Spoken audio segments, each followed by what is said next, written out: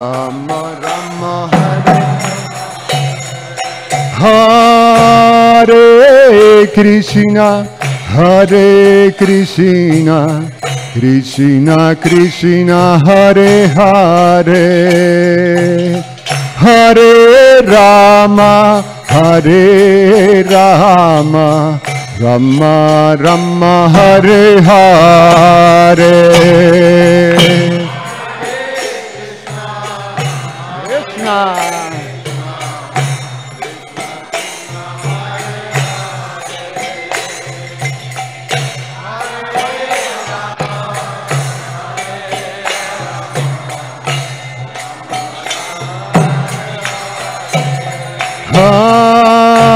Hare Krishna Hare Krishna Krishna Krishna Hare Hare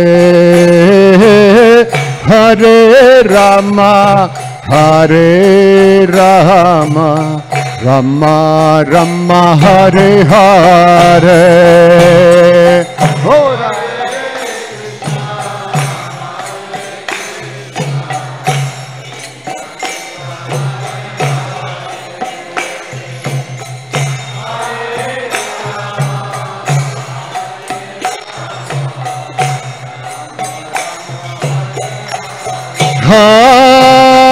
Hare Krishna Hare Krishna Krishna Krishna Hare Hare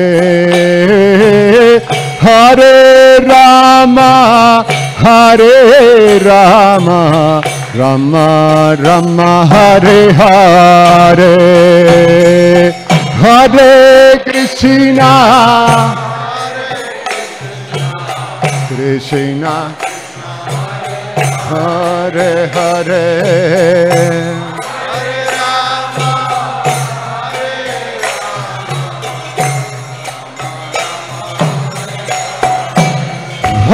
Hare Krishna Hare Krishna Krishna Krishna Hare Hare Hare Rama Hare Rama Rama Rama Hare Hare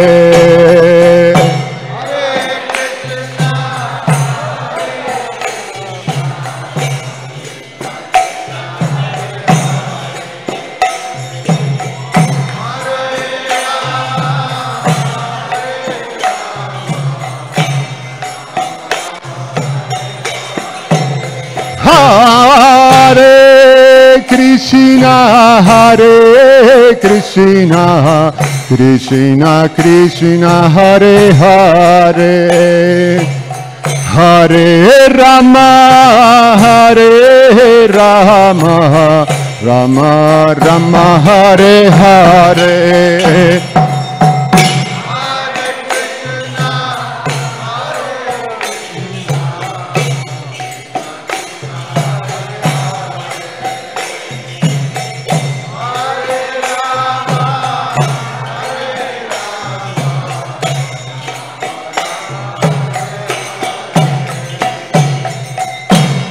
Hare Krishna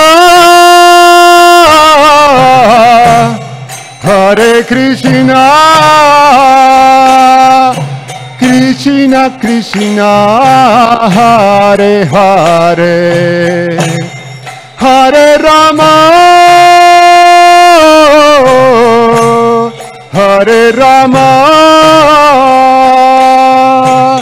Rama Rama Hare Hare Hare Krishna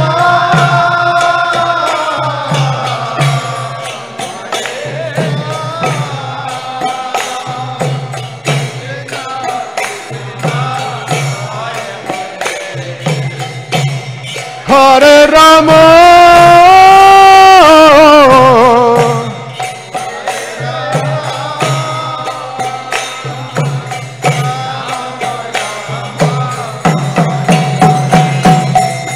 Hare Krishna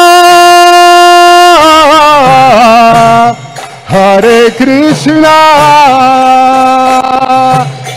Krishna Krishna Hare Hare Hare Rama Hare Rama Rama Rama Hare Hare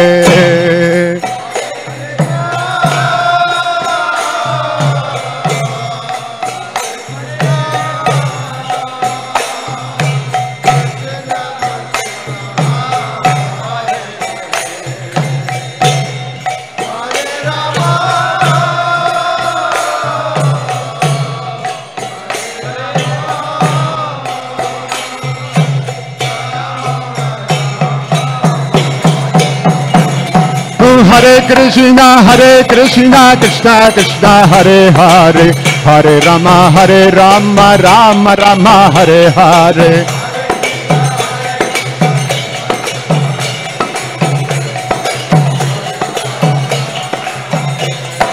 Hare Krishna Krishna Krishna Hare Hare Hare Rama Rama Rama Hare Hare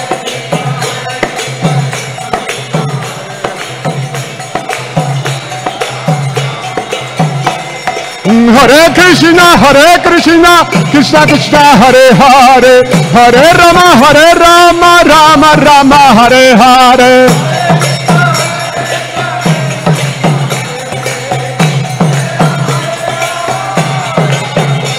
Hare Krishna Krishna Krishna Hare Hare Hare Rama Rama Rama Hare Hare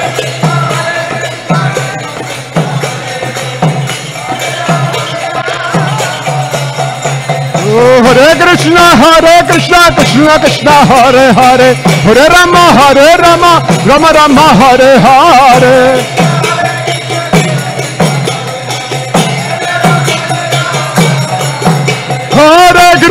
Hare Krishna Krishna Hare Hare Hare Rama Rama Rama Hare Hare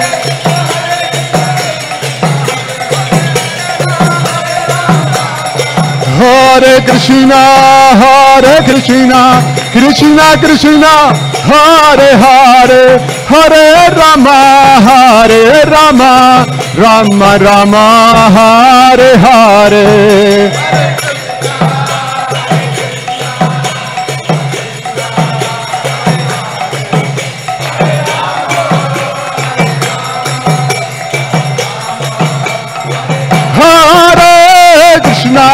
Hare Krishna Krishna Hare Hare Hare Rama Rama Rama Hare Hare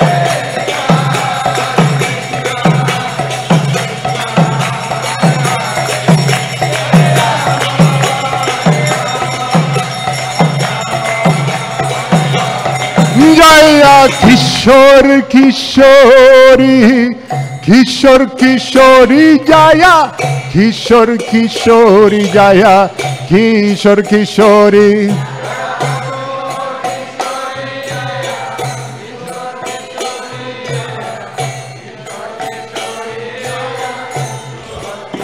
Jaya Jagannath Jaya Jagannath Jaya Balladeva Jaya Subhadra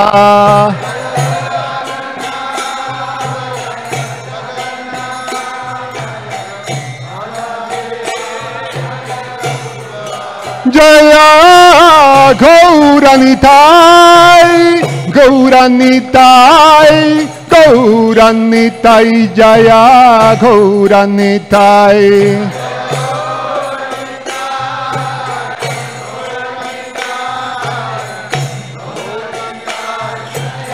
Jaya Jaya Prabhupada Prabhupada Prabhupada Jaya Prabhupada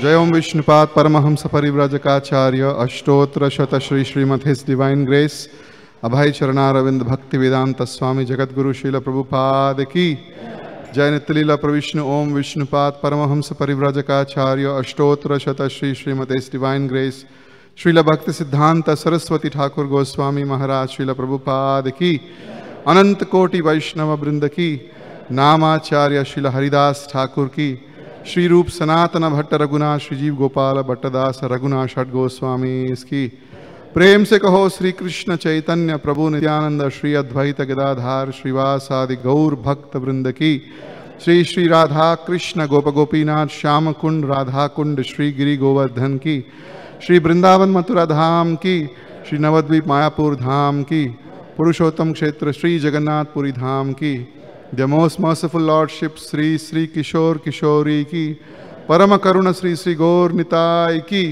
Shri Shri Jagannath Baldev Subhadra महारानी की गंगामाई यमुनामाई की भक्ति देवी श्रीमती तुलसी महारानी की शिला Prabhupada transcendental book distribution की युगधर्म श्री हरिनाम संकीर्तन यज्ञ की श्री हरे कृष्ण महामंत्र की समावेत भक्त वृंद की जय निताय गौर प्रेमानंदे Hari Hari all glories to the assembled devotees all glories to the assembled devotees all glories to the assembled devotees all glories all glories to Shri Shri Guru and Gauranga, all glories to Srila Prabhupada ki jai.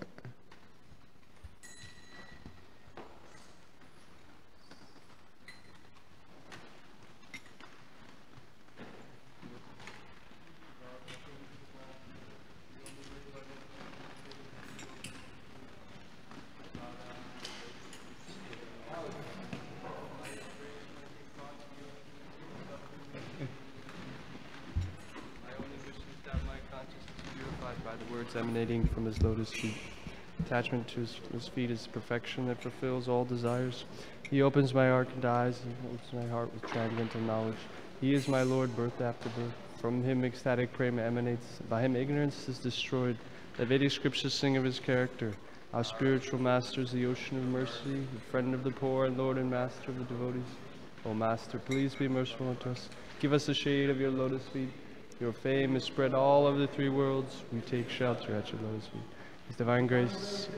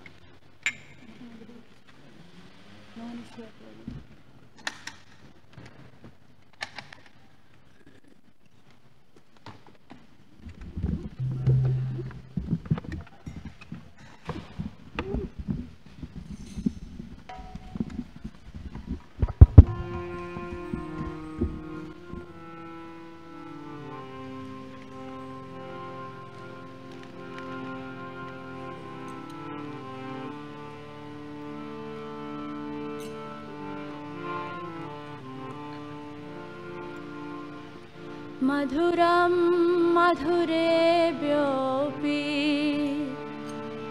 मङ्गलेभ्योऽपि मङ्गलम्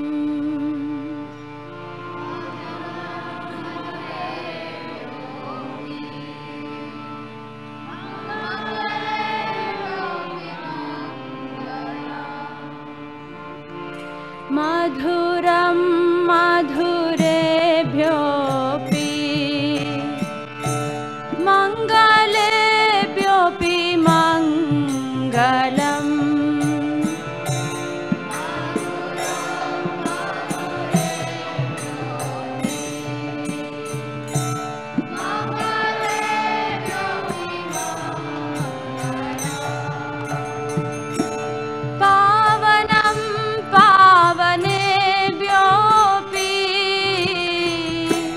हरे नामैव केवलम्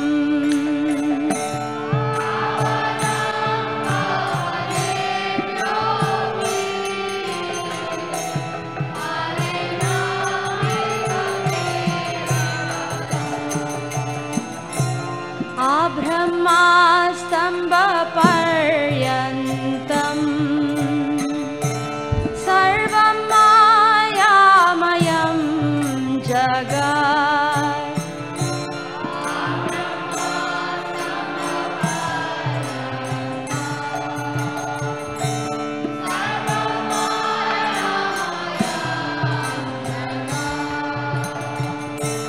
सत्यं सत्यं पुनः सत्यं हरे नामैव केवलम्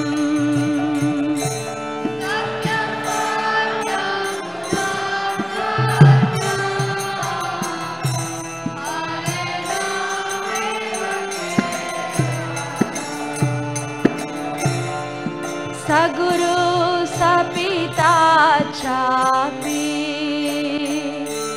समता बन्धवोऽपि सा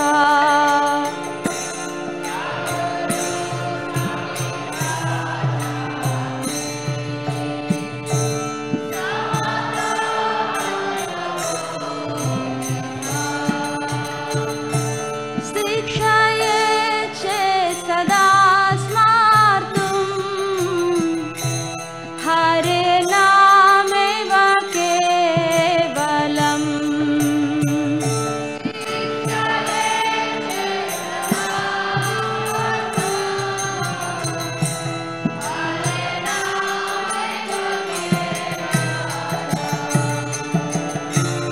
निश्वासे नहि विश्वासः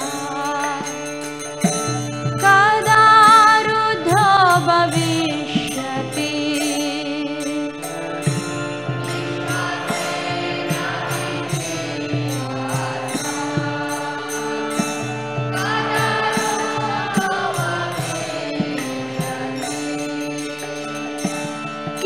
कीर्तनीया मतो बाल्यात्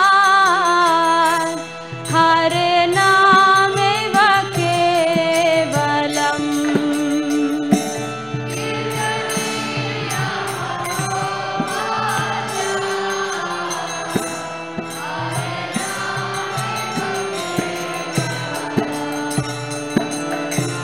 हरि सदा बसे तत्र यत्र भागवता जना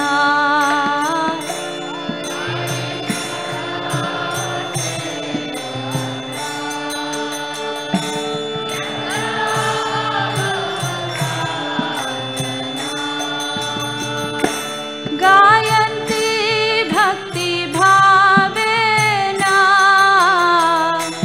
हरे नामैव केवलम्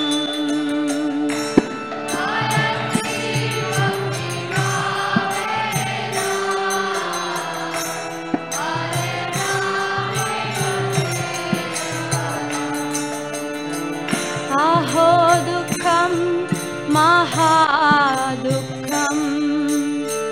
दुःखात् दुःखतरं यथा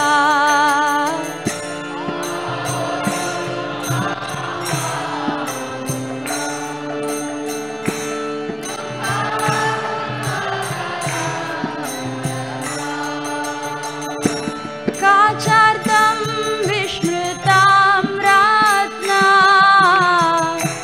हरे नामैव केवलम्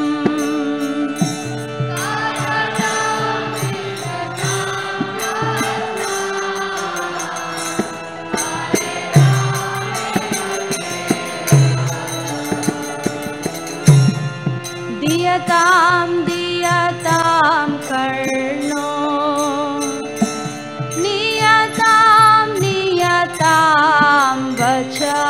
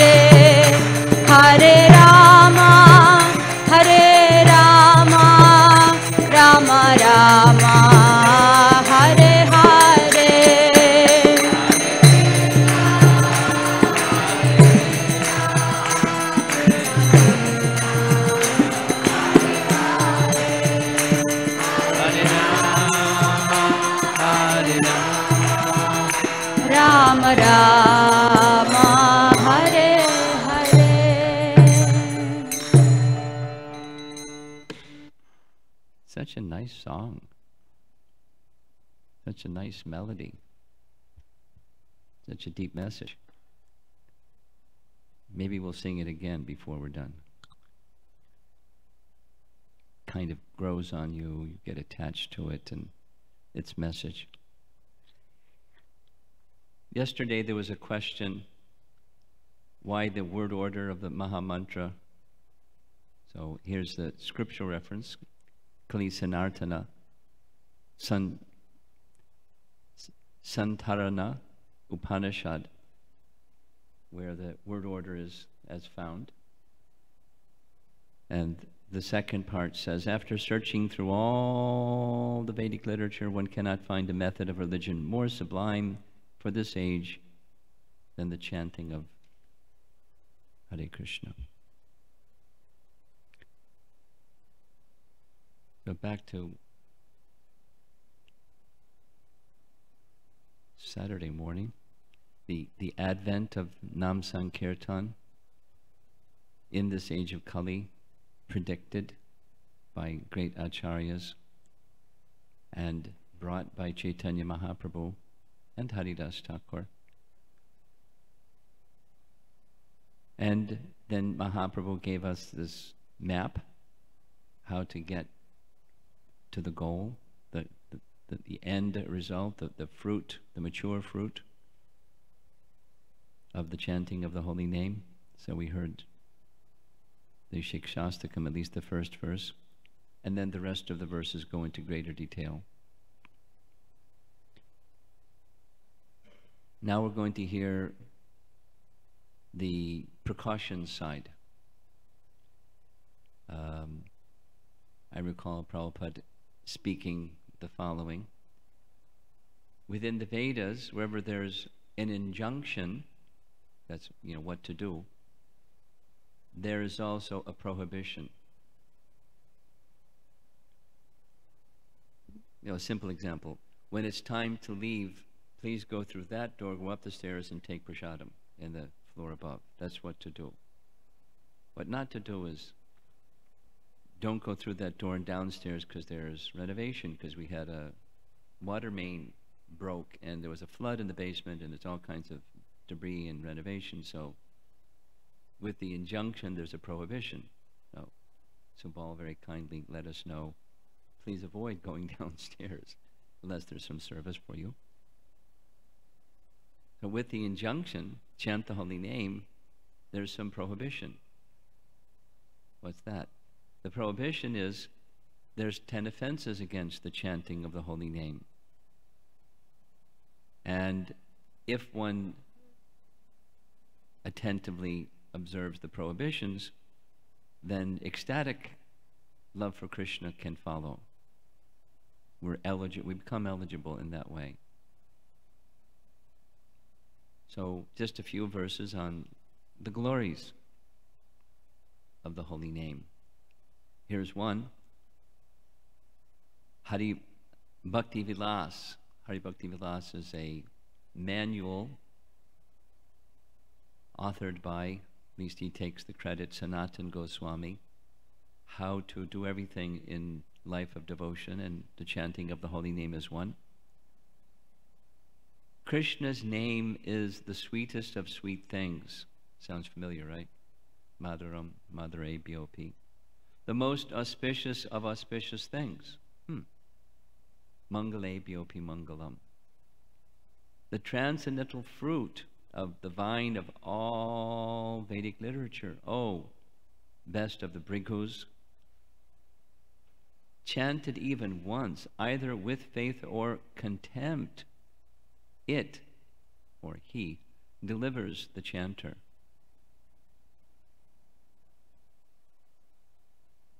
There's so many. Here's another from Padyavali. This is Rupa Goswami, a collection of inspirational statements on different topics and on the topic of the holy name. Here's one.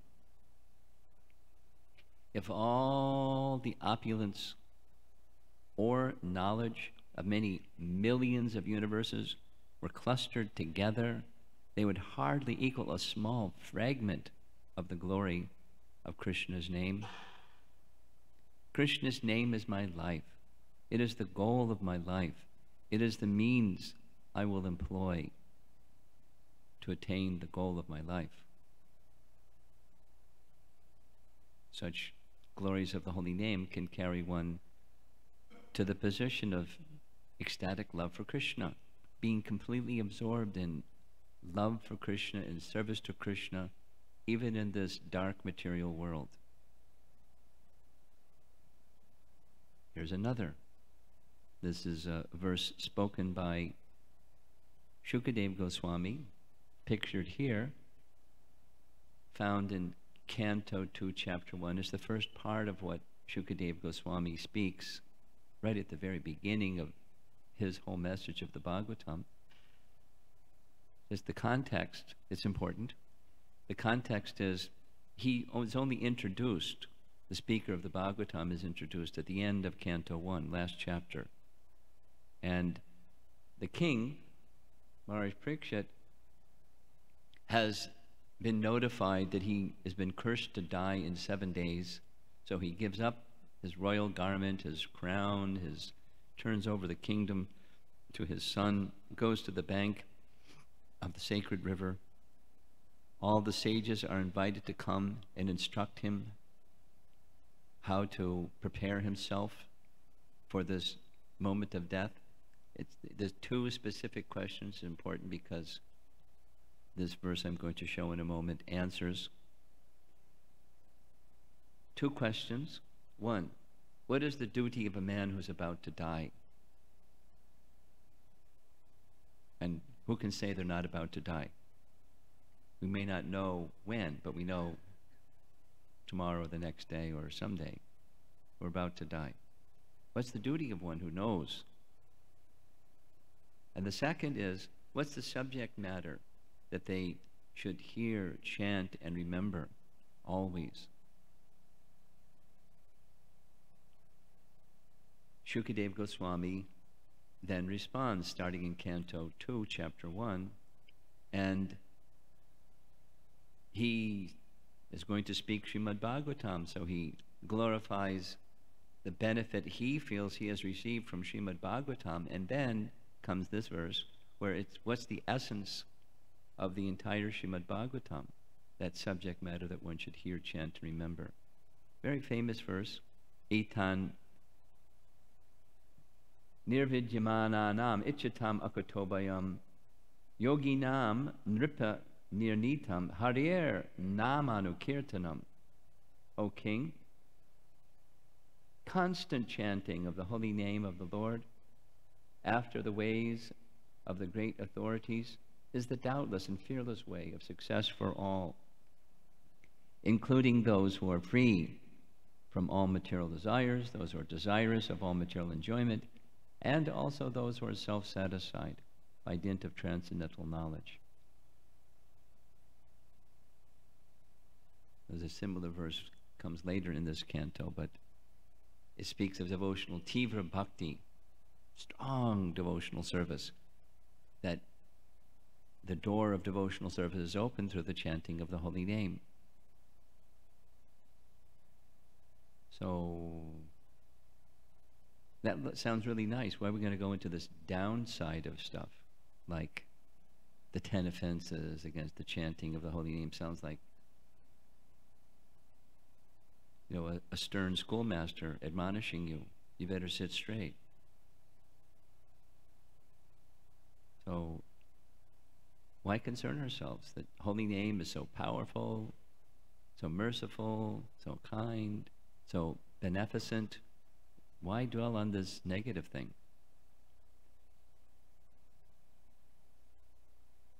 Why are we doing what we're doing, spending whatever it is, 3 hours talking about something negative? Because if we don't pay attention to the do-nots, we could have a problem. Not could have a problem. We will have a problem. We won't get the fruit of the holy name. We'll get something else instead. So let's hear a nice quote from Padma Purana. The 10 offenses against the holy name come from Padma Purana, and the same section speaks as follows. Our acharyas refer to it in this way, just this last line. He, H-I, means certainly. Aparada means offense. Patatyada. You fall down. Certainly. Not maybe, sometimes, occasionally. Certainly. Well, here's the reference. If one takes shelter of Lord Hari, then all his offenses are vanquished, save aparad. All offenses committed in the service of the Lord are destroyed by taking shelter of the holy names.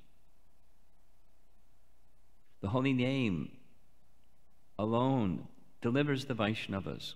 Yet those who have taken shelter of the holy names must give up the 10 offenses in chanting. Those who commit offenses against the holy name, the well-wisher of all, patantyada, will certainly fall down. That sounds pretty serious. The goal of chanting is taking shelter of Krishna. Taking shelter of the holy name means taking shelter of Krishna. Now we're being cautioned, be careful about the 10 offenses. When trying to take shelter of the holy name and attain the association of Krishna's eternal service, there's some cautions to be observed. The other day, I was riding with Subal, and he has a feature of his GPS system that I have never seen before or heard before. As we were going along, there was a GPS alert. There's a police trap, a radar trap ahead. Slow down. Oh. Right? This is our GPS alert, 10 offenses. And if you're foolish, you won't pay attention to the GPS alert and pull over. Let me see your license and registration. Do you know that you were speeding? They have the routine they take you through. I've heard it. I didn't get a speeding ticket. I've been with those that have. So, it's an alert. And those that are prudent and wise and are willing to take good advice, they take good advice. Because this is what we want. And we don't want, the other. We don't want the consequences. There's this reference again to the verse of Rupa Goswami that when the holy name enters into the courtyard of the heart, the mind becomes stunned and the senses become inert. We become fixed in contemplation of the holy name, but that won't happen if we commit these 10 offenses. In fact, patantyada, something else will happen. So, therefore, we're going to spend some time. This is the why. We're spending time going through these 10 offenses. And we'll start with offense number 1. Sadhu ninda, which means to criticize or hear criticism of a Vaishnava. Here's from Padma Purana, the full Sanskrit, Sadhu ninda nama paramam aparad. We're going to hear this term paramam aparad a couple times shortly. It's the greatest offense. Here's Prabhupada's explanation given in Chaitanya Charitamrita Adi Leela. You're going to see several of these. There's a reference. You can note it and look it up later. To blaspheme the great saintly persons who are engaged in preaching the glories of the Hare Krishna Mahamantra is the worst offense at the feet of the holy name. One should not criticize a preacher of the glories of the Hare Krishna Mahamantra. If one does so, he is an offender.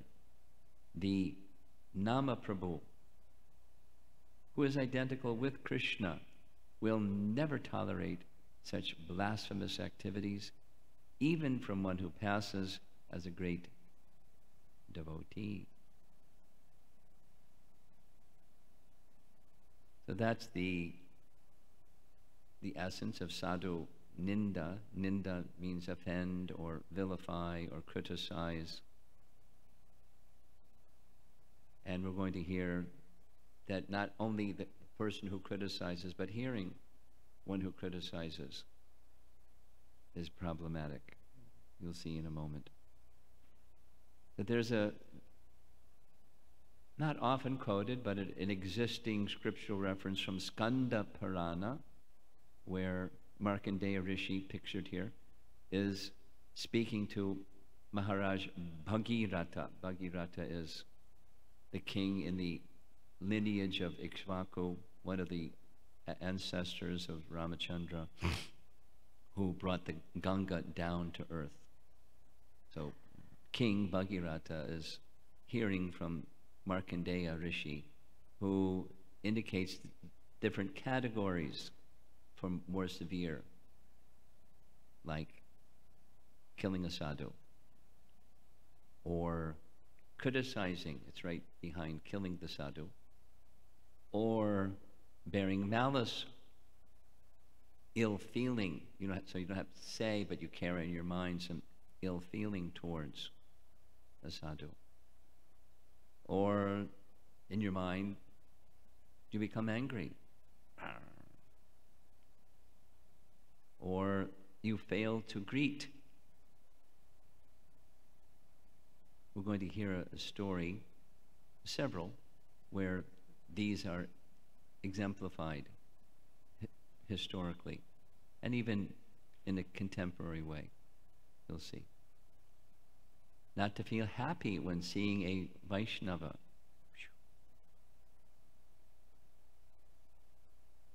That's lighter than killing and criticizing, but it's, according to Skanda Purana, it's one of the sadhu ninda categories. Lighter offense.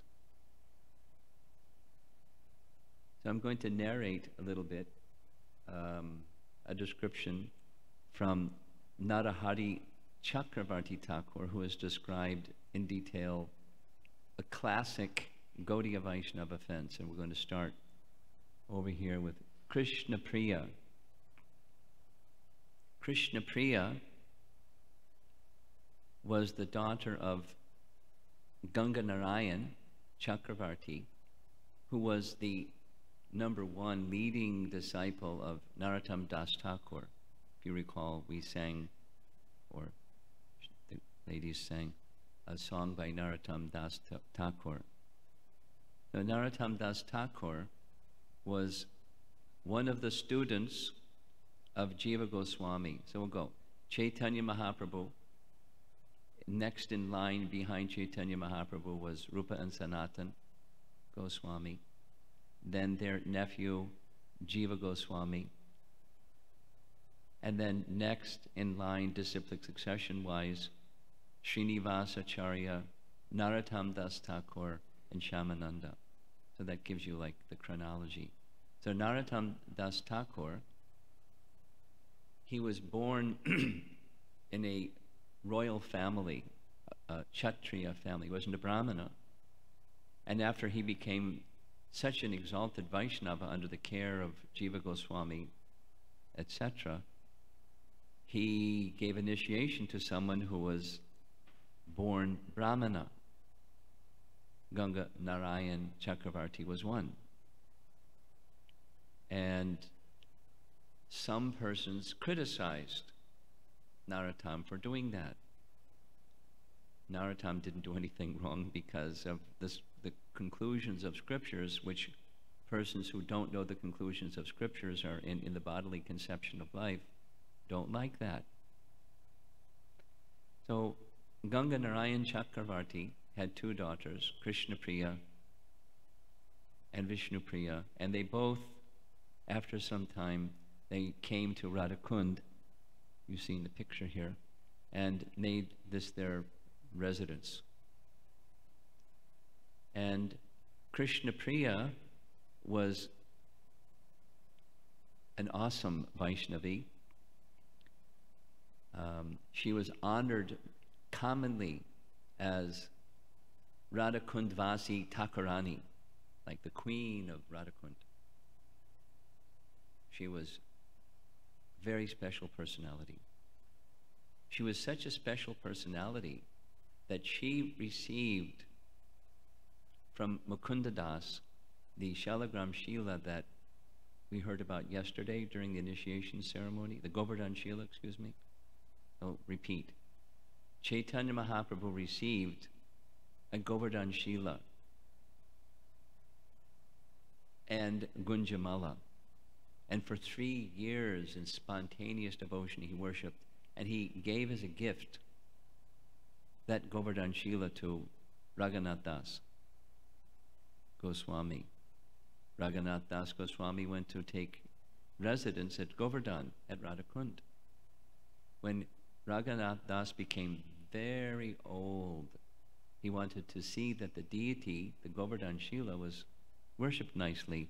So he gave as a gift Chaitanya Mahaprabhu's Govardhan Shila to Krishnadas Kaviraj.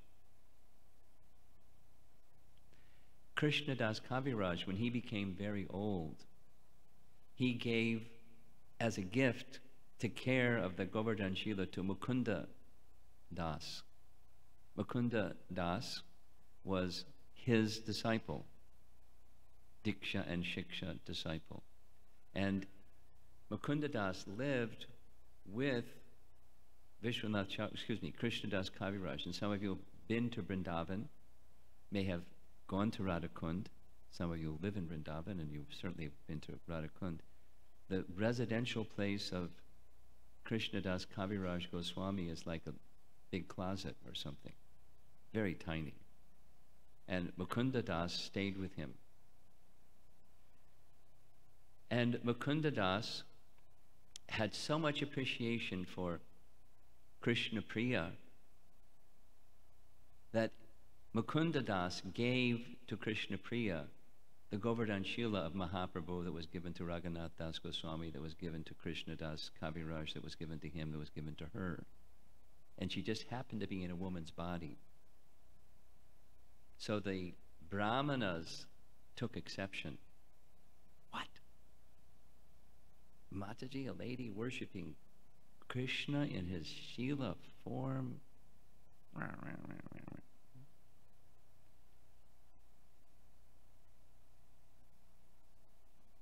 She, one time, when in his very elder age, Mukunda Das, who had learned all the scriptures from Krishna Das Kaviraj, became very ill. And she knew how to cure him. She provided a diet and certain herbs that not only cured his stomach disease, but he regained his appetite. And at this point, he gave the Shila of Mahaprabhu to her and described to her how to properly worship. And then he passed away. Now the other personality named here, Rupa Kaviraj, he was from Bengal side, and he received initiation there, and he became very inspired hearing about the teachings of the Goswamis, because it was only a short while after they had lived in Vrindavan and departed and wrote their literature. So he went and he became a student of Mukunda Das. And in the care of Mukunda Das, he became a very gifted speaker in Srimad Bhagavatam. He became very elevated in bhakti, exhibiting and feeling and experiencing symptoms of ecstatic love for Krishna. And he had great notoriety amongst the circles of the residents of Radhakund, and a great Bhagavatam speaker. So one time, after he was one of the ones that criticized Sadhu Ninda. He was one of the ones that criticized Krishna Priya for worshipping Govardhan. She was an acclaimed Vaishnavi. So he was giving a morning Bhagavatam class. Persons came into the assembly to hear the class. Krishna Priya came to hear the class, and along with some entourage of people who were her admirers. And everyone stood to offer respect to her, but Rupa Kaviraj didn't. Remember that list of offenses from the previous. Failed to greet. Hold malice towards. And then comes the criticism. He didn't attempt to kill her, but... So he began the class. And he noticed that while he was speaking, she was softly chanting. And his mind became disturbed. And he stopped the class and chastised her publicly in the assembly, saying, how can you do two things at once? Sometimes devotees that aren't on the ecstatic platform, spontaneous platform, they'll do that. But she was on that platform, and he criticized her. She didn't take offense. She said, my tongue, I can't help it. It just chants. It doesn't distract my attention from hearing the Bhagavatam class. You're giving a wonderful Bhagavatam class. So she didn't take offense. She didn't express that she was offended. But the explanation of Narahari Chakravarti and other acharyas subsequently, from that moment he fell down. Patantyada. And he had a crash landing. He started basically one of the Upasampradayas. Very learned, very scholarly, very elevated in bhakti, and he lost it all. He started speaking against Mahaprabhu's teachings. I won't detail. Well, he was saying some of the following things. You can only be an acharya if you're a sannyasi. Shankaracharya says that. Mahaprabhu never said that. You don't need to practice Shravanam Kirtanam. You don't need to chant and hear. You can just practice Raganuga Bhakti without it. And other things and other things. And it was explicitly offensive to those that held a view other than his view. And Bhakti Siddhanta, in an article in The Harmonist, says that one of the daughters of Srinivasacharya, whose name was Hemalata, who was also an exalted Vaishnavi, when visiting in Radhakund, she heard this vilification of Mahaprabhu and his associates and his teachings, and she yanked his neck beads off his neck and sent him out of Vrindavan. He wasn't a popular person. So he left Vrindavan. He contracted leprosy, and he died in great pain. So at the end of this narration, Narahari Chakravarti Thakur writes, by committing a seemingly insignificant offense unto a devotee, even the topmost Vaishnava possessed of the highest standard of love will lose that treasure. So we don't have that treasure. We have the potential for that. So we should be very careful about this first offense. I'll give some additional, there's so many scriptural examples. A classic in our teachings is Daksha, pictured here. At a yajna that he arranged, there's Lord Brahma and Daksha's elder brother, Lord Shiva, and here's Daksha vilifying his elder brother, Lord Shiva, and Daksha's daughter had married Lord Shiva, and there he is offending him. Well, that resulted in a problem. He lost his head with a chopper, and then his head was put back on. He got a goat's head. Then he came and offered his profuse apology. He asked for forgiveness of Lord Shiva, who gave his forgiveness. But although forgiven of the offense, the tendency didn't go away. And so in his next birth, he became Daksha number 2. And here he is offending Narada Muni. The tendencies don't go away just by counteracting tendencies. They stay unless you can uproot those tendencies, and bhakti has the potential. But if you don't follow the GPS alert with bhakti, tendencies will come back again. We heard this from yesterday, spoken by the Vishnu Dutas. No, excuse me, spoken by Shukadev Goswami. Tendency will return. I call it the bungee cord effect. You know what a bungee cord is? 2 hooks and this kind of elastic thing, and you put it around something to hold it in place. And as soon as you unhook one side,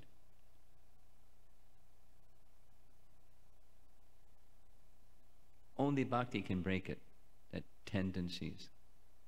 And there's many other, Miniketanaram, and Krishnadas Kaviraj describes his relative offended Miniketanaram and indirectly was offending Lord Chaitanya, Lord Nityananda, and he chastised his brother, and the statement is, from that moment he fell down. It's not imaginary, it's real. Here's a little image of a rickshaw. Those of you that have been to India, you know what this looks like. I mean, how many people you can fit on a rickshaw. In Vrindavan, Satchidananda Swami told this story of one devotee, because Satchidananda Swami is from Germany. One devotee from Germany had taken a rickshaw to go down shopping from Krishna Balaram Temple to Loy Bazaar. And one of the rules that you'll learn when you visit Vrindavan is before you get on the rickshaw, you fix the price. Because if you don't fix the price, when you get to the other end, you have to pay a fortune. So this German devotee fixed the price. And they agreed on a price. He got on the rickshaw, came before Krishna Balaram Mandir, and the rickshawwala wanted double the price. And the German devotee became angry. And he raised his voice and started yelling at the rickshawwala, and the rickshawwala became offended. And the German devotee yelled louder, and he put on the seat of the rickshaw the rupees that he agreed to pay and started walking away. And the rickshawwala took the rupees that he had agreed to pay and threw it on the ground and left.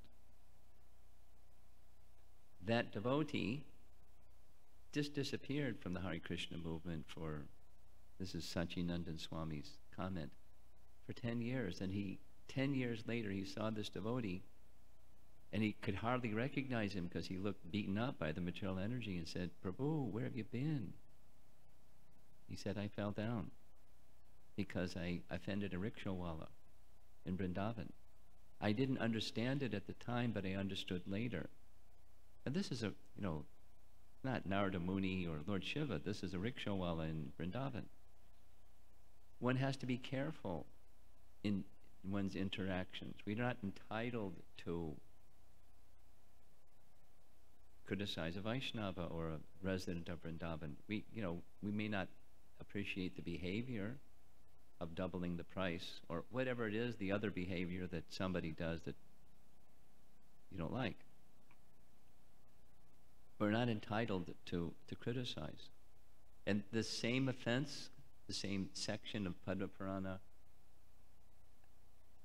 in addition to that message, patantyada, one who hears offenses to the Supreme Lord of his devotees, or his devotees, loses all his pious deeds and also falls down. Now, we heard from the list of the 10 offenses, this is called Parama Aparad, the greatest offense, that's sometimes called the mad elephant offense. Now, why is it called the mad elephant offense? The first time I heard this one, Prabhupada described allowing an elephant to enter into a garden.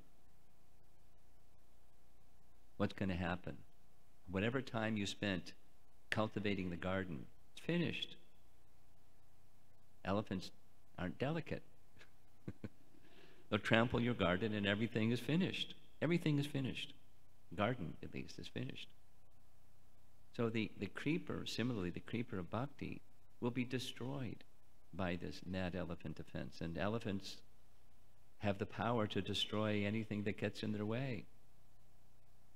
Some images from the net. There's many such images. You know, they're powerful creatures. Here's a statement found by Chaitanya Mahaprabhu, calling it the mad elephant offense.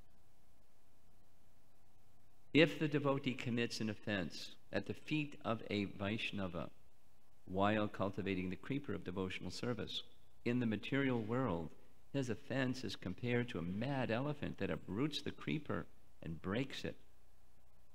In this way, the leaves of the creeper are dried up.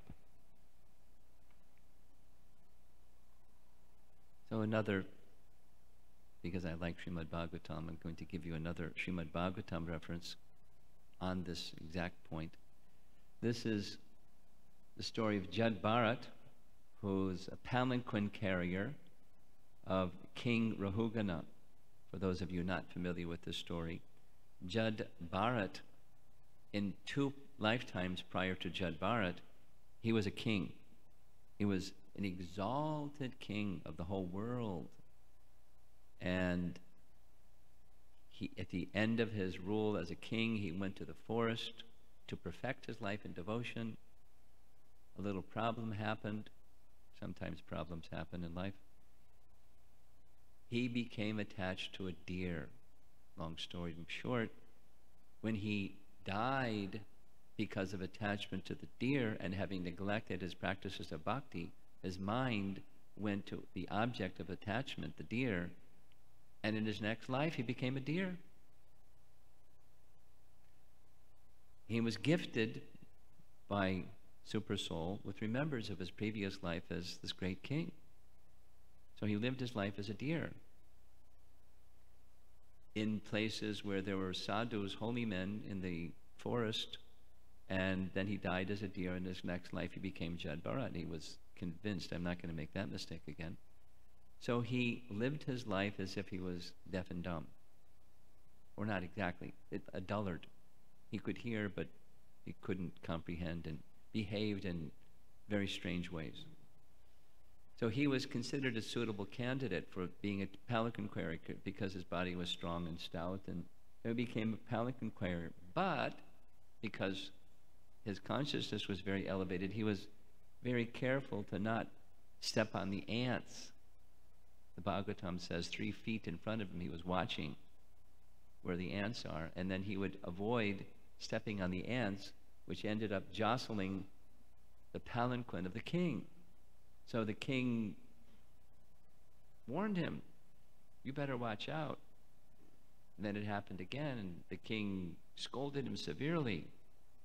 And then Jad Bharat, hearing the king scold him severely, spoke brilliant transcendental knowledge, so much so that the king could understand, whoa, you're not an ordinary person. You're a perfected soul. And I've offended you. So here's the verse, Canto 5. I have committed an offense by insulting you. Even though I may be as strong as Lord Shiva, I shall be vanquished without delay due to my offense at the feet of a Vaishnava.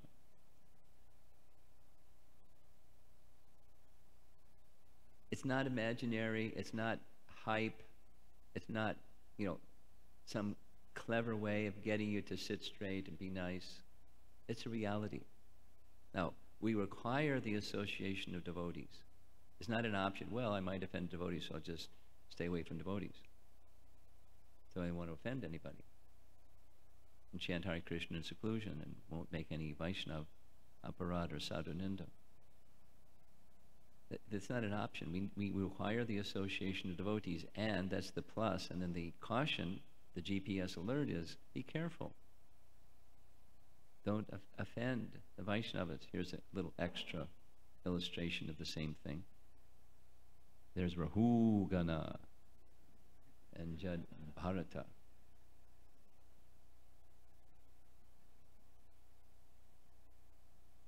There's this statement by Krishna Das, an important one.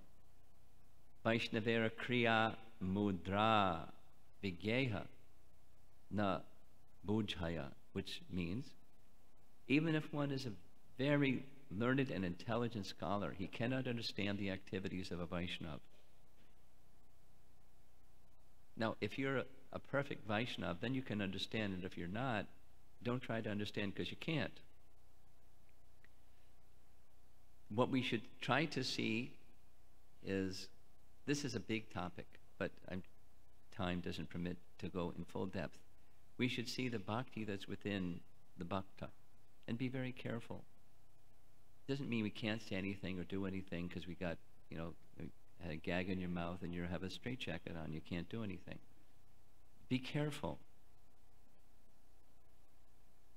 So the advice or the precaution is be gentle in conduct and seek exemplary association, and in all respects treat all Vaishnavas as our masters. This is our Acharya's advice. Now we have 10 offenses and this is just one, and it's already, I gotta go more quickly. So the second offense, just read the translation. To consider the names of demigods like Lord Shiva or Lord Brahma to be equal to or independent of the name of Lord Vishnu.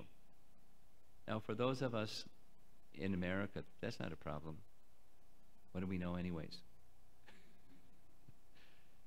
But for others out there in the spiritual marketplace and the world, the internet world, people that don't know anything think they know something because they read something on the internet.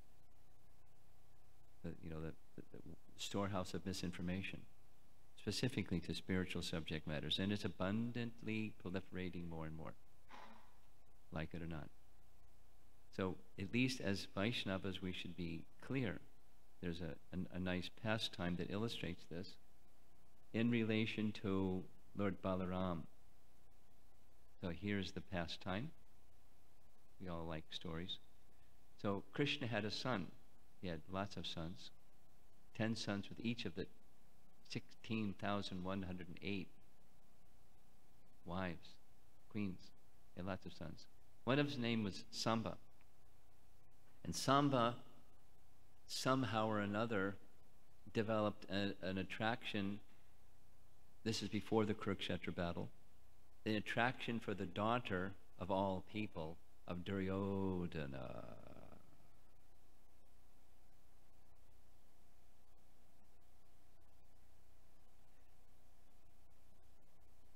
There was a situation where Samba wanted to take Lakshmana to become his wife. The entire Kuru army circled him. He fought them valiantly, but finally they overcame him and arrested him, put him in jail. Duryodhana put Krishna's son in jail. That was a mistake. When word went to Dwarka, King Ugrasena heard Krishna's son is in jail. Take the entire Yadu army and go and smash the Kurus. This is before the Kurukshetra battle. Balaram, one of the moods of Balaram is he liked being a peacemaker. There's some people that have that liking. He liked doing that service. And so he volunteered, before you take the whole army and create a war, let me go and try to make peace.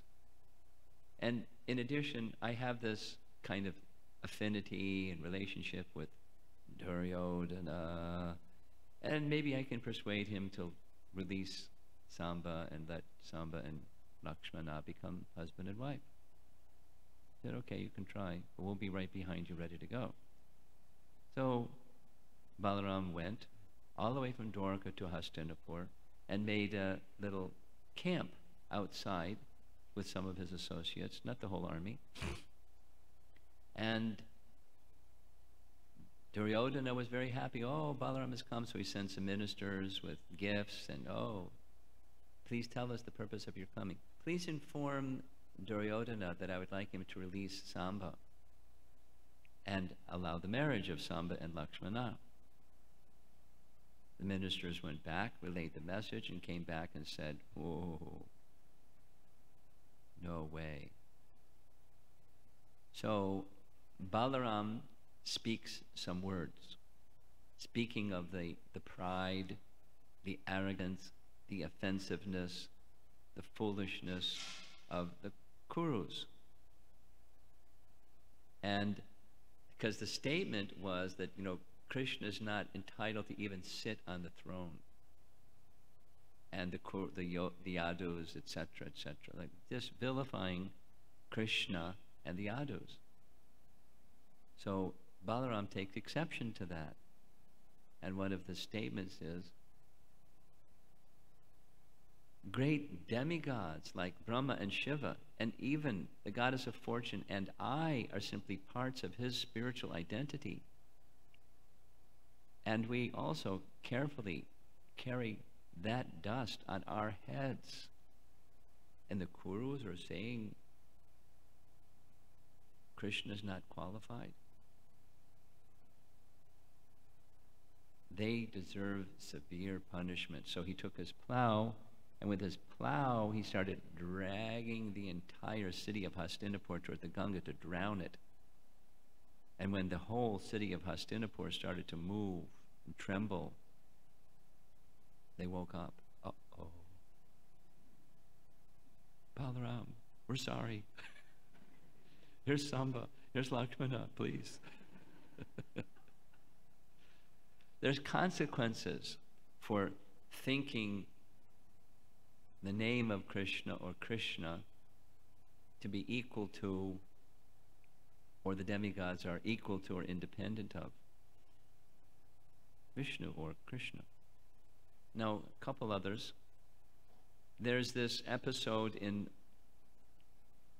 one of the narrations of Ramayana that's, by the way, not in Valmiki Ramayana, but many Ramayanas other than the Valmiki Ramayana have this little episode that when Krishna, after destroying Ravana and the entire dynasty of Ravana and installing Vibhishan on the throne, Krishna was headed back to Ayodhya after his 14 years of exile. And he made a stop, a little pit stop, at Rameshwaram. Rameshwaram, the name Rameshwaram is where Lord Ram is worshipping Lord Shiva. So some persons say, aha, Shiva is supreme. Proof, Ram is worshipping Shiva. And the Vaishnavas say, the Supreme Lord, he likes to worship his devotee, like Krishna worshipped Sudama, Brahman. Doesn't mean Sudama, Brahman is supreme and Krishna is subordinate to him. Krishna loves his devotees. Krishna worshipped Narada Muni, his devotee. Not Narada Muni thinking, oh, now I'm supreme. Thanks a lot, Krishna. The Supreme Lord likes to honor his devotee. And so one rendering is the Rama, who is the worshipper of Shiva. It's the other way around. Rama, who is being worshipped, is the worshipable of Lord Ram. Ram is the worshipable of Lord Shiva, excuse me. So that's this is the Vaishnava understanding of this incident. And by the way, although it's not in Valmiki Ramayan, according to Chaitanya Charitamrita, Lord Chaitanya Mahaprabhu in his South Indian tour, he visited this place. So at least in some ways authenticating the mood of devotion of Ram towards his devotee, Lord Shiva. He visited the place. And one other, and then we'll move on.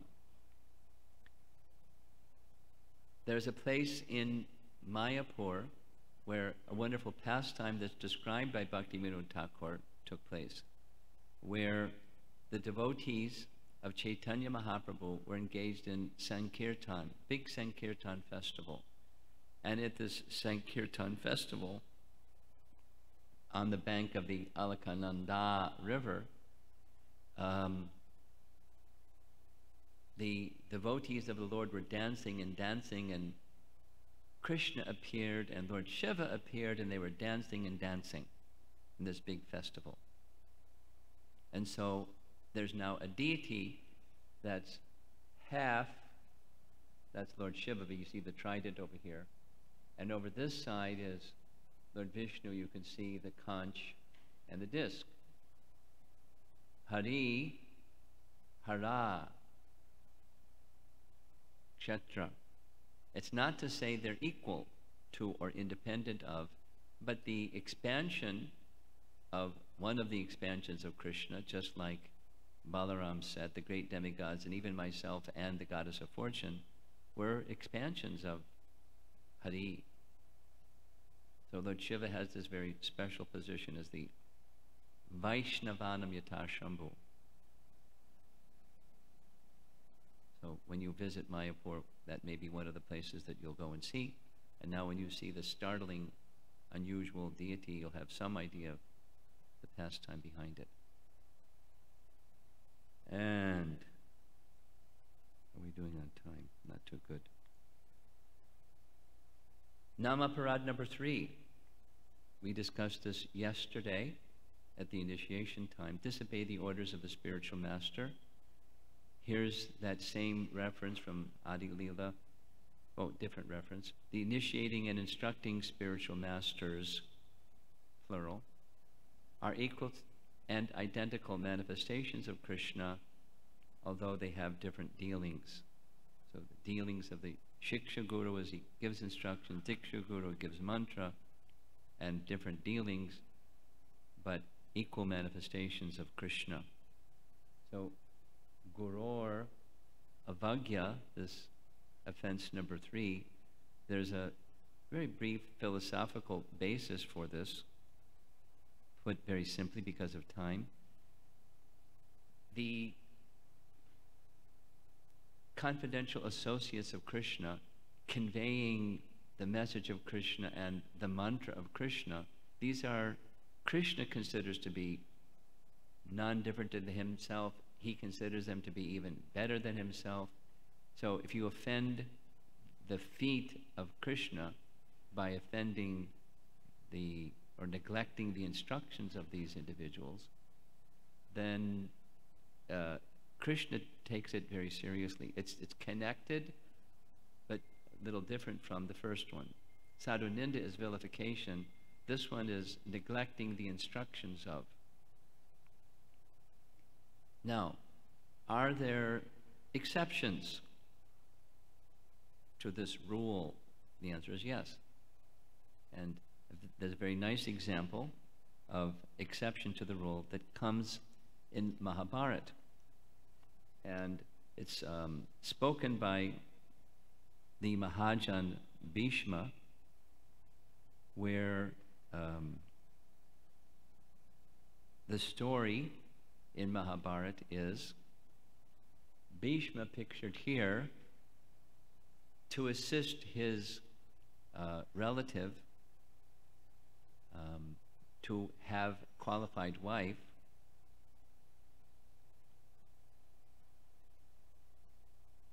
What was his name? Vichitravirya. Thank you. Vichitravirya, requiring a wife, Bhishma went to a place in South India where there were 3 sisters whose Swayamvar was being held. He went attended the Swayamvar, and before it even took place, he kidnapped them, put them on his chariot, and drove off. And all the other princes and kings were enraged, and they fought Bhishma, who, one hand on the reins and the other hand fighting them off, defeated them all. So he brought these three sisters, Amba, Ambika, and Ambalika, to Hastinapur to become wives of Vichitravirya. It's a long story. I'm not going to go into the detail. We'd be here for another half an hour. Amba disclosed to Bhishma, I've already given my heart to another, Shalva. I said, okay, you can go back and become married to Shalva. So she went back, and Shalva said, no way. You've been touched by another man. I can't marry you. So broken-hearted Amba went back and said, Bhishma, this is what Shalva said.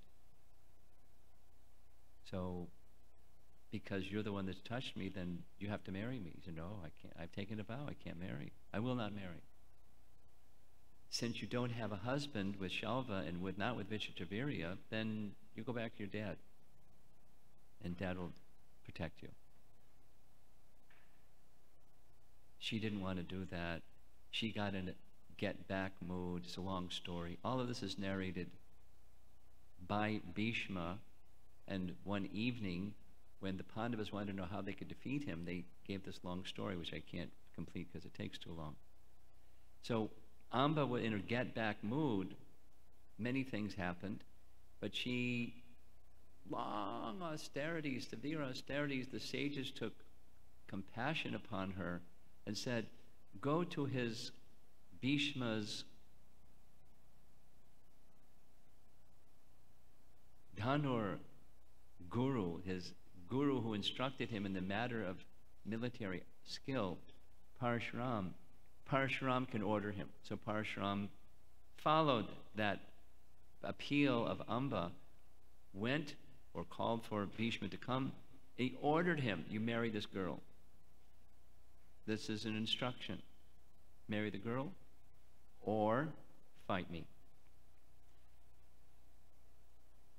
So here's what Bhishma said. This is Mahabharata, Krishna Dharma's rendering. My Guru's words found no place in my heart. I replied, O Lord, what you're commanding me to do, I cannot do. What is the use of laboring for it? What foolish man would accept into his house a woman sighing for another? Furthermore, I've made a solemn vow never to marry. That's what his name means, Bhishma, great vow. And he upheld it because Satyam, he upheld the truth.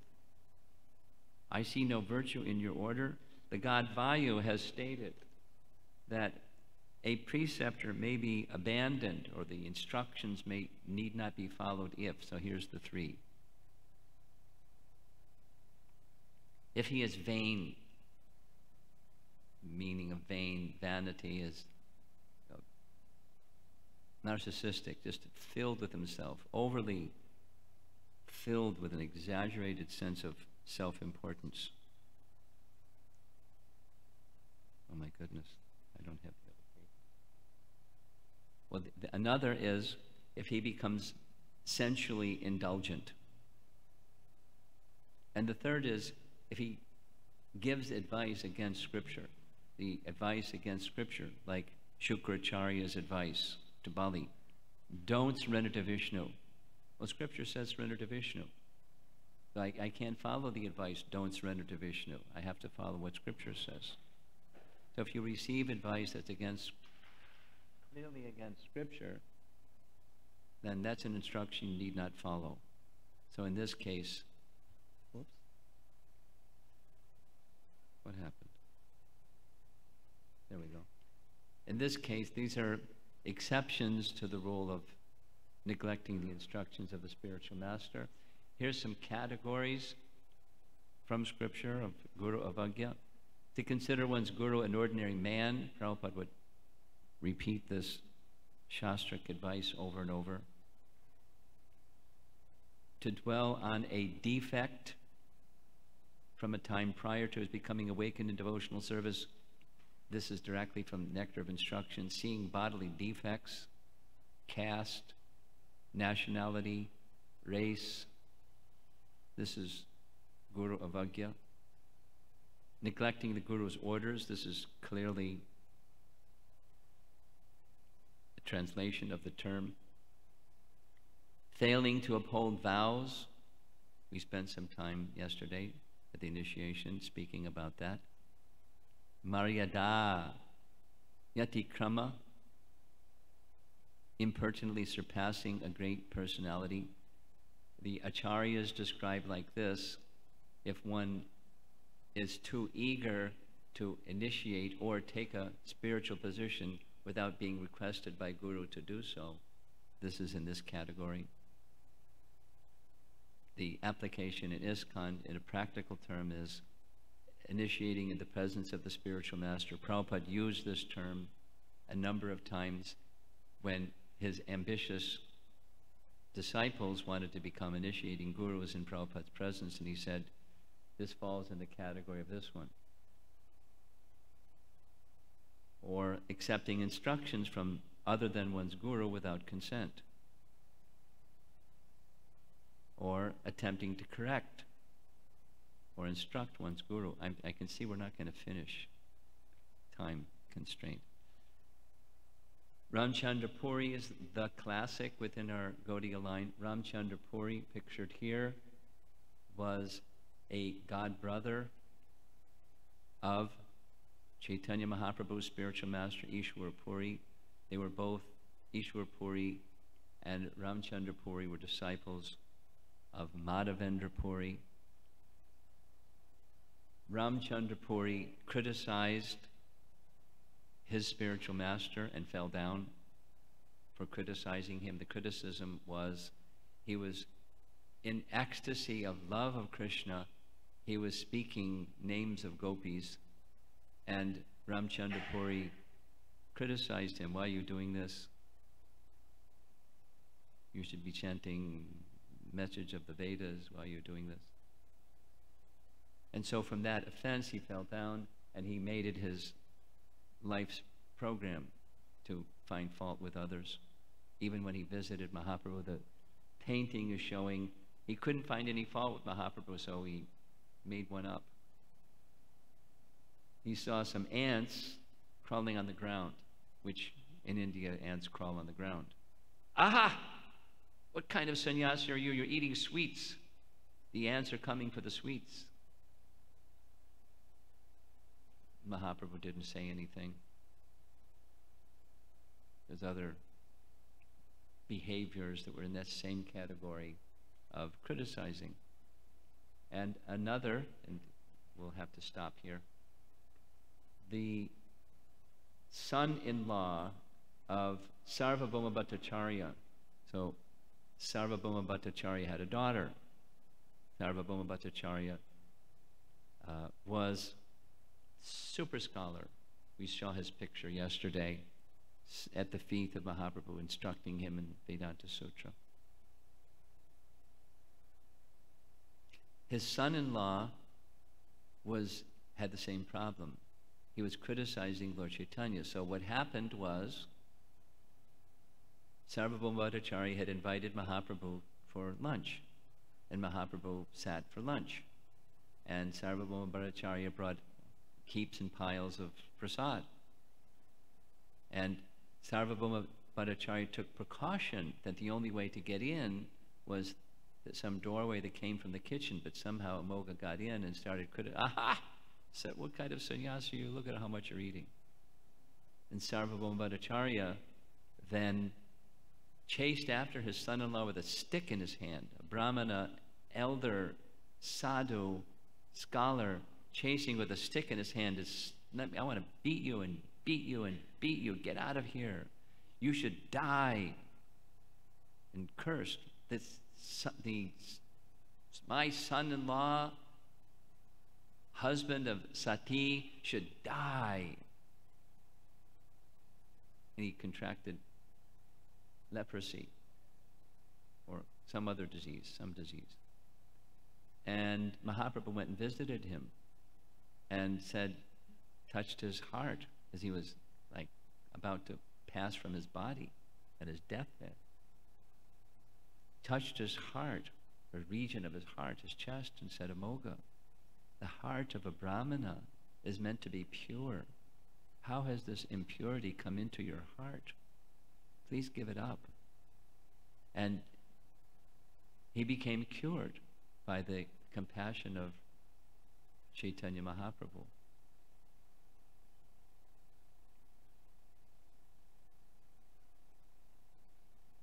These offenses are real. One should take them seriously, carefully guard against them.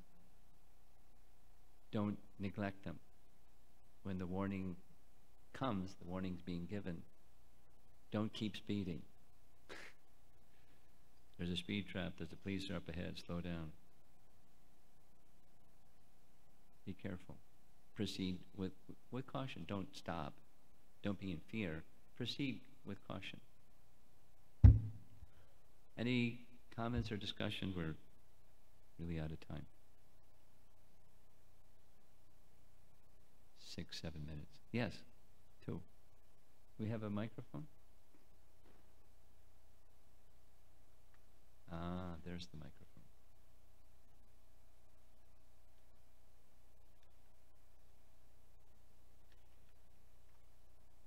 He has to turn it on.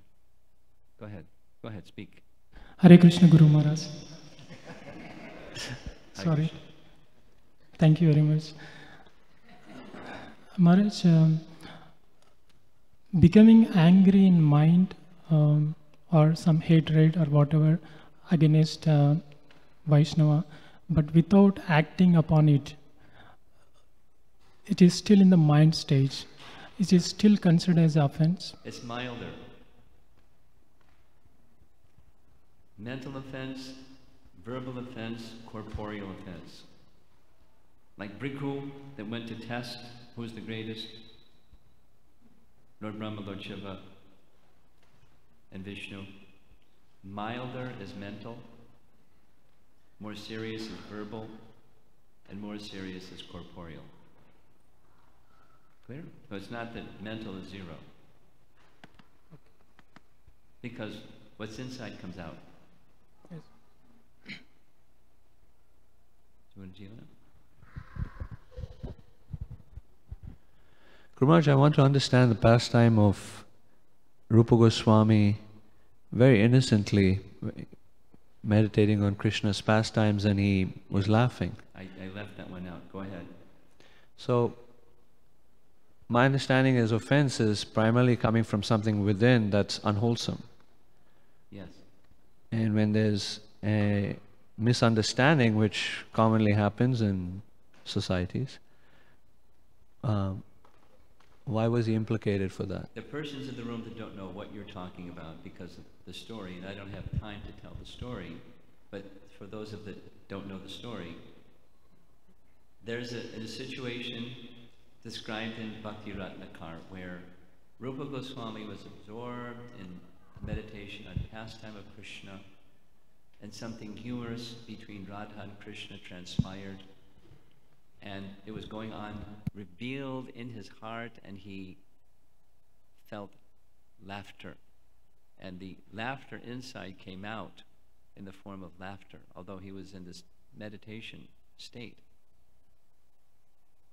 And an elderly, lame person was passing by, saw Rupa Goswami laughing, thought he was laughing at him, and took offense. Why is he laughing at an old man that can't walk straight? So that elder Vaishnava in Vrindavan went to Sanatana Goswami and said, how is this possible? Rupa Goswami is such an elevated Vaishnava. How could he do this? And described the situation.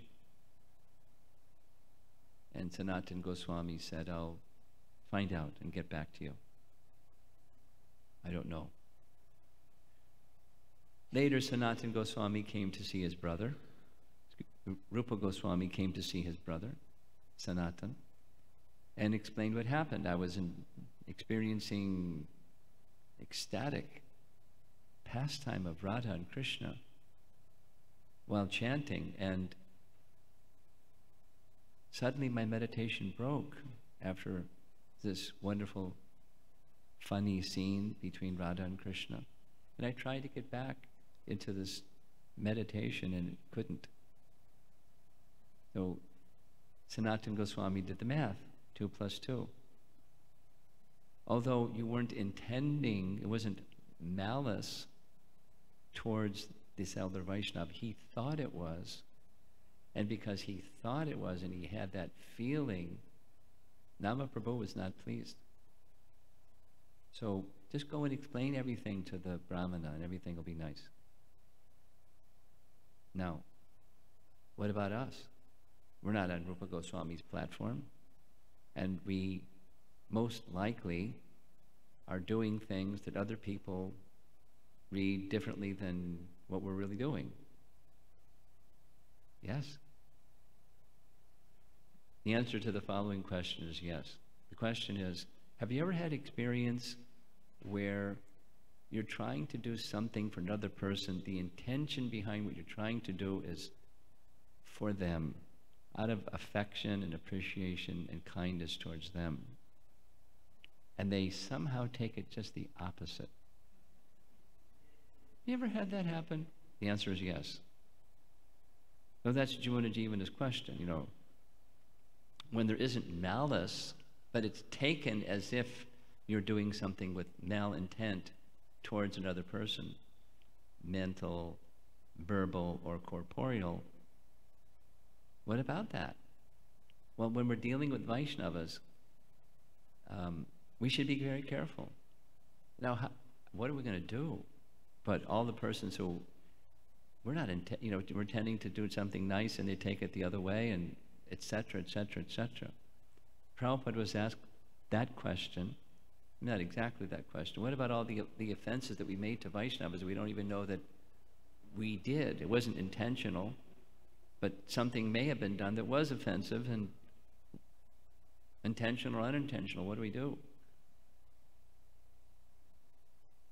Prabhupada's reply, therefore, in all of our temples, we recite this prayer, Panchakalpatarubhyascha Kripasindubhya eva. Just it's one of the prayers that we recited at Mangala Charana yesterday. Panchakalpa. So we are offering our obeisances unto all the Vaishnava devotees of the Lord. We're offering obeisances, and you can do it mechanically, or you can do it feelingly. And that's the remedy for unknowing, unintentional slips. Here's a question back here. So, well, Ramaj, I had a follow-up question. May I ask? Or? I don't know. Is it short? Sure. Okay. So, in that situation with Krishna Priya and Rupa Kaviraj. So one could even see it that she was innocently just chanting her, and he got offended that he felt disrespected in that situation. Well, he was envious of her position. That was the dirt in his heart. So he was finding a fault, which wasn't a fault, but he was finding a fault. And he publicly expressed it. So he was feeling, and then he criticized. That answer your question? Yeah, he had a predisposition in that case of enviousness. So if someone did not have that but felt disrespected, and therefore may have said something. It can be, supposing you're not Rupa Kaviraj, supposing you're giving a class, and in the class is somebody or other who's chanting their japa softly, not disrupting the class while you're giving class. Now what are you going to do? You could do what Rupa Kaviraj did, or you could go to the person afterwards and blast them, or you can go to the person otherwise and ask them, my dear Prabhu, I noticed that while, could you explain? Now, they can't say what Krishna Priya said. Well, I can't, I could try to hold my tongue, but It won't stop. It just, so don't worry, it's not, I'm not distracted. It's just my tongue chants, that's what it does. But then you can gently, in a Vaishnava, like the recommendation that said what to do. Guru Maharaj, this phrase of patanti adha, a person falls down when they commit an offense towards the holy name or the Vaishnava. Yeah. And then later we just discussed that there are 3 levels or degrees of offense: mental, verbal, and corporeal. It would seem that there should be 3 degrees of fall down too. Yes, there should be, and there are. And what are they, Guru Maharaj? Oh, well, it depends on the degree within the degree.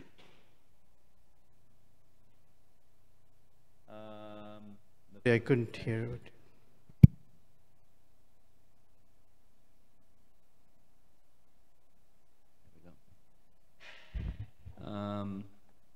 It's like, it depends. I mean, it's like in criminal law, if there's a murder, there's first degree, second degree, unpremeditated, you know, there are degrees. And it depends on the degrees within those degrees, what the severity is. Yes? Yes, in that sense it's obvious. What I'm asking is how to recognize that fall down. What would mean for a mental offense? There's a fall down, but unless one recognizes that, one wouldn't know. Okay.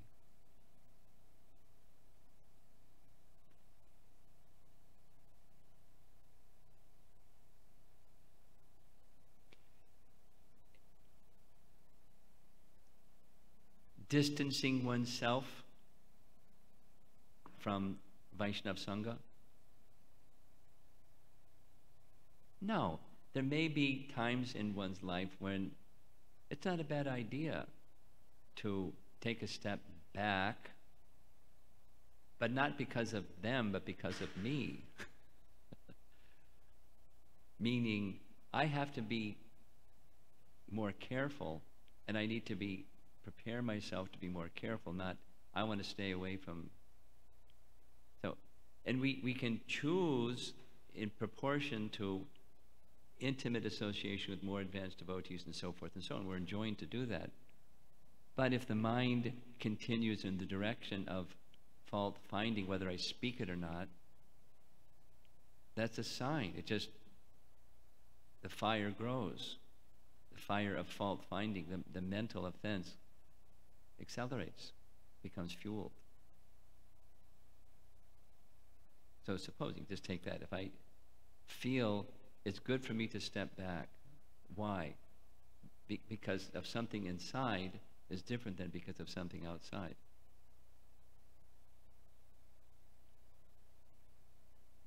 And I choose to very closely associate with devotees that don't have that tendency to criticize others, and I may choose to be less intimate with those that criticize others.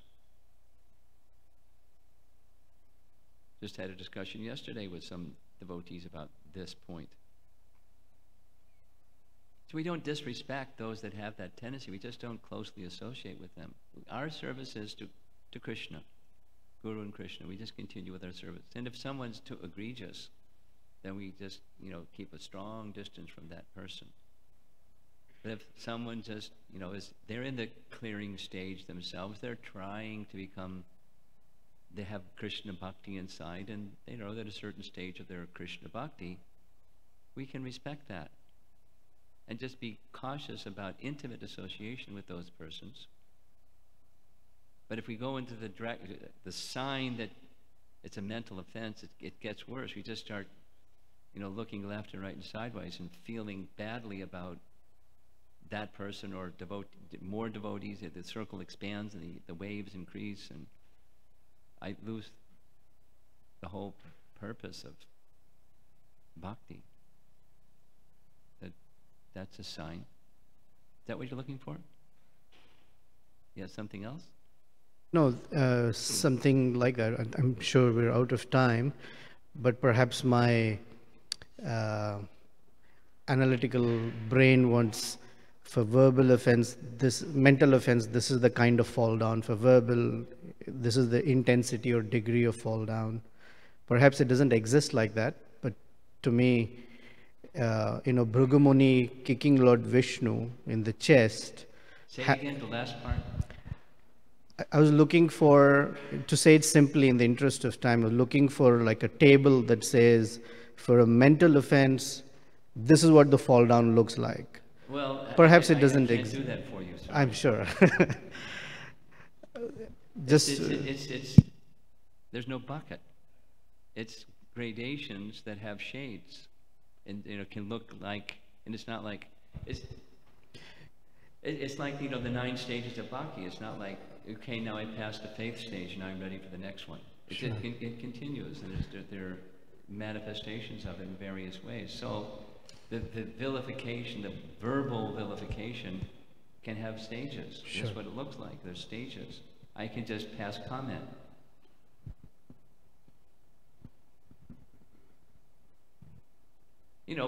I know some people, they just pass comments. And that's a stage, and it's not wholesome. Now, what do you do? But you're not asking what to do. You're asking what's the sign. Right. It's just they're habituated to passing comments. And then, where does it go? They get egregious statements from time to time or regularly about a person or persons and just lose it. That's what it looked like.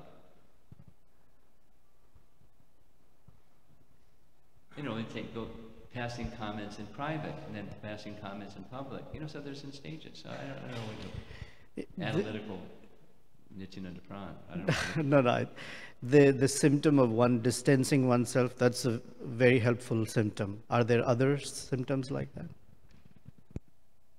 Sense gratification, indulgence in sense gratification, and having a rationalization for it. I mean, a sadhaka that's sincere may have some weaknesses. They know it, and they're honest with those that they're intimate in their association with, and they have weaknesses. That's not the same. But someone who consciously, purposely indulges in sense gratification, and they rationalize it in various ways, colorful ways sometimes. That's different. So where is your attention going when you're on the trajectory of moving towards Krishna? I want to move towards Krishna. I want to let go of that which is holding me back from Krishna. We're going to hear about this in a little bit. Stay tuned. And I really think I have to end. Well, we got through 3 of the 10, and you have something you want to raise? I was thinking maybe I'll ask later. Okay. If we don't have time now. We'll take time because you're a special guest. Thank you, Hare Krishna. Hare Krishna. I was wondering if someone offended devotee, what to do for him if he doesn't have... What are you supposed to do if someone offends you? No, if I offended without intention, but I don't have the spiritual guidance to know what to do. So what is the best approach if you understood? In simple terms, let me first ask you a question. A or B?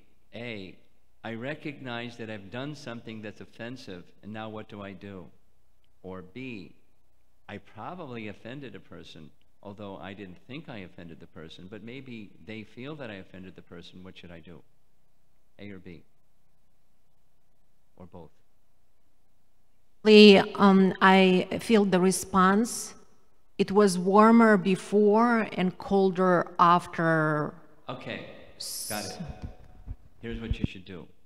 Or my advice to you would be, in the right time and circumstance, in a humble mood, not a confrontational mood, a humble mood, I'd like to reveal my heart. If there's some opportunity we can get together, I'd like to reveal my heart.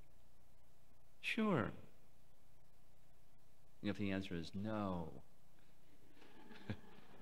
you have another set of options. But if they say sure, then in the right neutral, time and place and circumstance, you reveal your heart. And I don't know how you're feeling, but here's how I'm feeling. I take responsibility for my feelings. Here's my feeling. I'm feeling this. I'm not blaming you for my feeling. I'm responsible for my feeling. I'm feeling this. I feel that I may have offended you. It wasn't my intention, or I was, whatever it is, whatever the circumstance, I was in a distressed condition and I said and did something in a way that was not normal for me and I feel really badly about it, or whatever.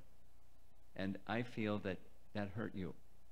And when that hurt you, this is my feeling, that you stepped back. The relationship that we had isn't the same.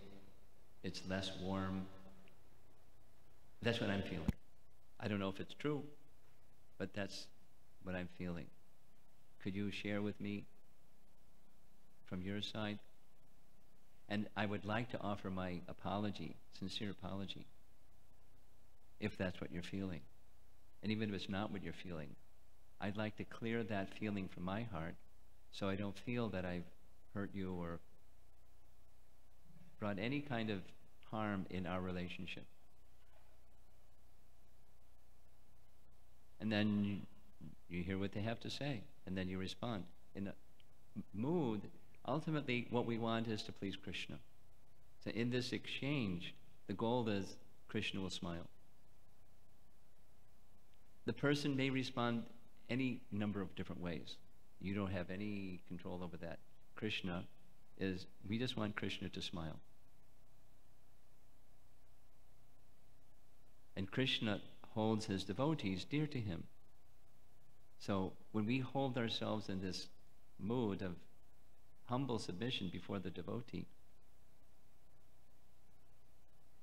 we don't know how they're going to respond, but we know how Krishna will respond. How's that? Don't count on a certain outcome because it may be different than what you want. Don't have expectations it's going to end up, rosy. It may or may not.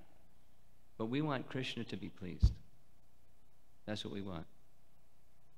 We want our heart to be free from the contamination of offense. Thank you very much. The last part about pleasing Krishna was very helpful. I know how to do that. At least I think I know how to do that. Okay. So we're going to break and do what everybody likes to do. Take prasadam. Srila Prabhupada ki jai.